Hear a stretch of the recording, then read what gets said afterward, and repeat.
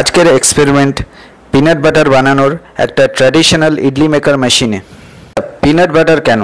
প্রথমেই high in protein, খুব ভালো অ্যামাউন্ট অফ ভেজ প্রোটিন এটার মধ্যে আছে। আর বাড়িতে বানাচ্ছি তাই জন্য কোয়ালিটি কন্ট্রোল আমার হাতে। অর্গানিক পিনাট ইউজ করেছি, অর্গানিক বাদাম ইউজ করেছি। আরও কিছু কারণ, বাড়িতে বানালে সস্তা তো পড়বেই, কিন্তু তাছাড়াও পিনাট বাটারটা এমন একটা প্রোটিন যেটা বিনা ফ্রিজেও স্টোর করা যায়, তুমি ট্রাভেলেও নিয়ে যেতে পারো, কোনো স্প্রেডে বা কোনো ব্রেডের উপর বা বিস্কিটের উপর লাগিয়েও খেতে পারো। ওই জন্য খুবই একটা এফেক্টিভ প্রোটিন সোর্স। ব্যাকগ্রাউন্ডে তোমরা এতক্ষণ দেখছিলে কিভাবে ওটাকে বাদামটাকে রোস্ট করে তারপর খোসা ছাড়িয়ে রেডি করা হয়েছে। আর এখন যে মেশিনটা দেখছো এটা একটা ট্র্যাডিশনাল ইডলি মেকার মেশিন। তামিলনাড়ুতে অনেক জায়গায় ইউজ হয়, নানা রকম সাইজের পাওয়া যায়। বাইরে দোকানে হলে আরও বড় সাইজের থাকে। এটা মোটামুটি এই যে ভলিউম এটার 5 লিটার রাফলি হবে এটা। তো মেশিনটাও দেখতে পাচ্ছ, বাইরে একটা স্টিল কন্টেনার একটা মোটরের দ্বারা অপারেট হচ্ছে। আর এই যে ভেতরের যে গোল মতো দুটো রিং মতো দেখতে পাচ্ছ, ওগুলো বেসিক্যালি পাথরের বানানো রিং। সিম্পল মেশিন, কিন্তু যারা তোমরা হেলদি খেতে চাও অর্ডার করে অনলাইন অর্ডার করতে পারো।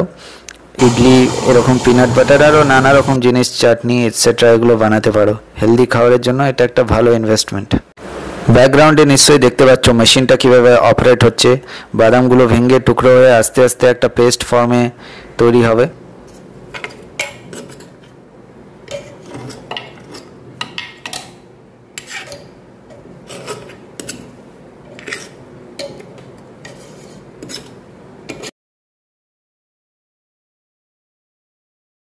এই বাটারটা তৈরি হচ্ছিল সেটার কনসিস্টেন্সি একটু শক্ত ধরনের ছিল। বাজারে যেরকম পিনাট বাটার পাওয়া যায় সেটা একটু আরও পেস্ট ফরমেশনে হয়। তো তাই জন্য একটু ঘি অ্যাড করেছি, ডার্ক চকলেট অ্যাড করেছি, আর একটু মধু অ্যাড করেছি। তাছাড়া আর অন্য কোনো সুইটনার বা সল্ট কিছুই ব্যবহার করা হয়নি। ফাইনাল প্রোডাক্ট তোমরা আগে যেটা দেখবে, মোটামুটি মেশিনটা সেই ফাইনাল প্রোডাক্টটা আনার জন্য 40 থেকে 50 মিনিটস চালাতে হয়েছে।